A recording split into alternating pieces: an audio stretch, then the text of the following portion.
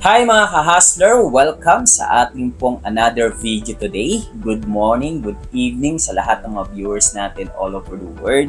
And right now, andito po ako ulit sa inyo pong harapan para maghatid ng magagandang balita, impormasyon. So, syempre, ang pag-uusapan natin ay para sa ikatatatag mo at para ma-inspire ka kasi ang ginagawa po natin is to motivate, to inspire people, especially sa mga tumatangkilik sa ating pong video. So, ang pinakapag-uusapan natin ngayon guys ay how to maintain a positive perspective in life. So, sa panahon kasi natin ngayon mga kaibigan, sobrang daming wrong information, ang daming negative news sa TV, sa social media, sa TikTok, sa Facebook, ang dami. Kaya kalimitan at karamihan sa tao ngayon ay stress sa buhay dahil sa napapanood, napapakinggan ng mga balita. Actually guys, bakit ganon? Kasi actually bata pa tayo na program na po yung ating pong isip utak dahil po sa television. Kasi naalala niyo po nung panahon, wala pang Facebook, wala pang social media. Ang pinapanood natin, ang pinapakinggan natin is yung television. Di ba pag sa province, alas 7 pa lang ng gabi or alas 6 pa lang ng gabi, lahat ng tao, lahat ng bata nasa loob na ng bahay. At ano yung ginagawa? Nanonood ng TV, nakikinig ng news. Karamihan po na pinapalabas sa news, yun po yung nagiging programming po natin. Kasi imagine mo, from grade 1 hanggang grade 6, halos dun tayo nakafocus, nakikinig, nanonood. Kalimitan po na pinapalabas sa news, negative.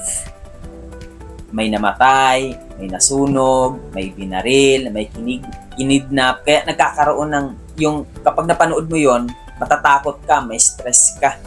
Di ba? So, yun po yung nagiging effect dahil po dun sa television. Lalo na po ngayon. Kasi kahit wala kang TV, basta may cellphone ka, nandyan sa Facebook, sa YouTube, sa TikTok, ang dami pong mga negative.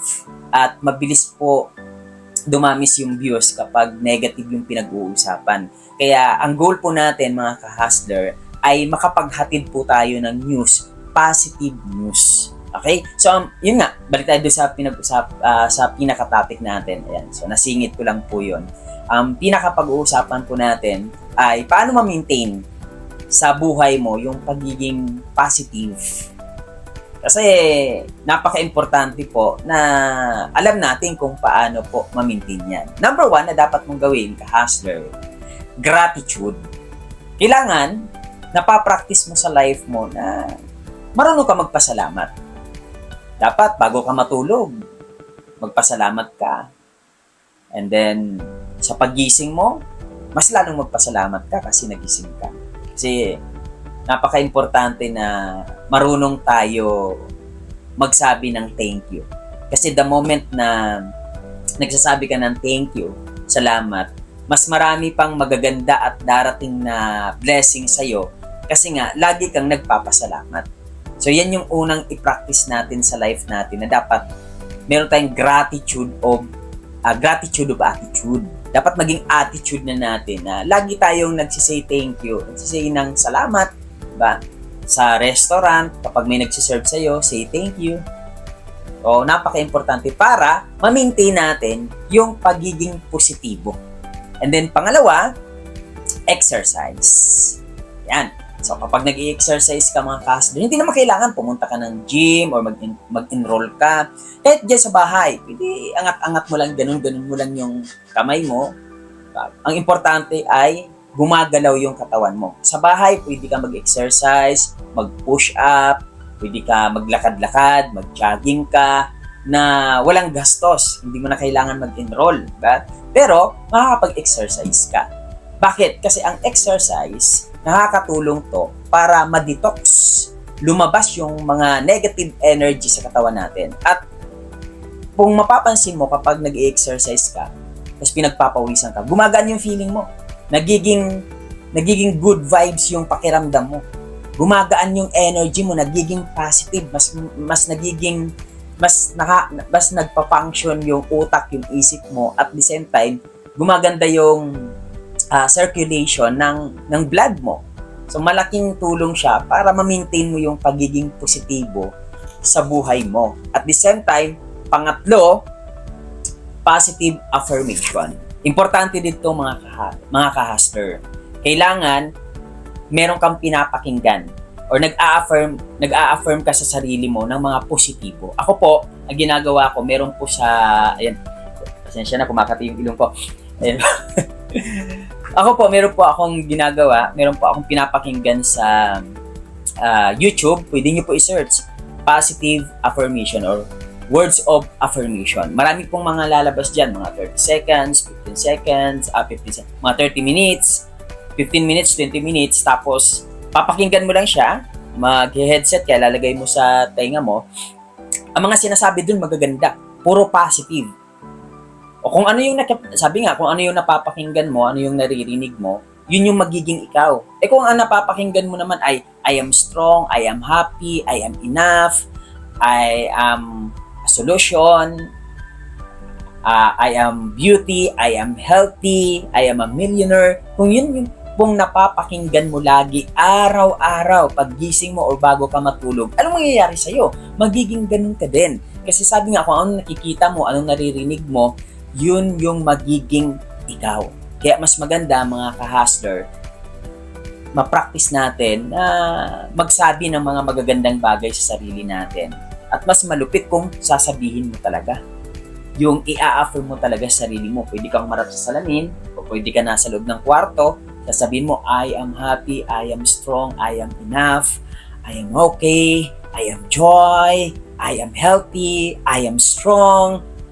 Pag nagawa mo yan, mamimaintain natin ang positivity sa buhay po natin. At the same time, next, focus on solution. Siyempre, para maganda, mag-focus tayo sa solusyon.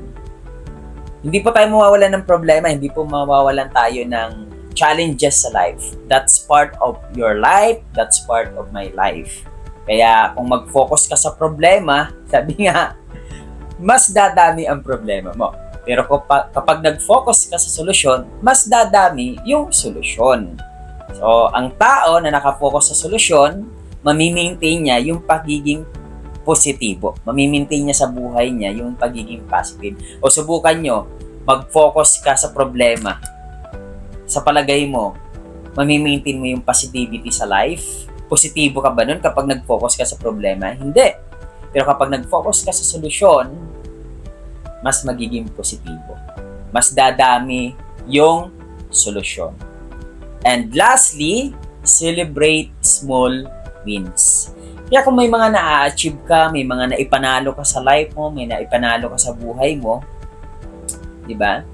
Maganda na nasi-celebrate mo yan. Bilhan mo yung sarili mo, pakainin mo yung sarili mo, i-treat mo yung sarili mo kapag meron kang achievements. Maliit man yan, okay lang.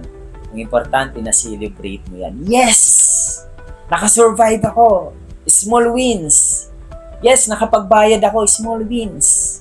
Yes, natanggap ako sa work, small wins. Na-promote ako sa work, small wins. Na-hit ko yung income ko, small wins. May natulungan akong tao, small wins. Celebrate that.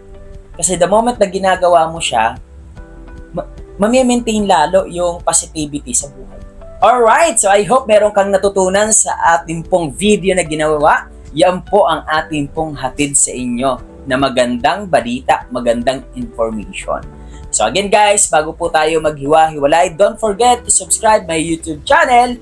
Thank you so much. Bye-bye!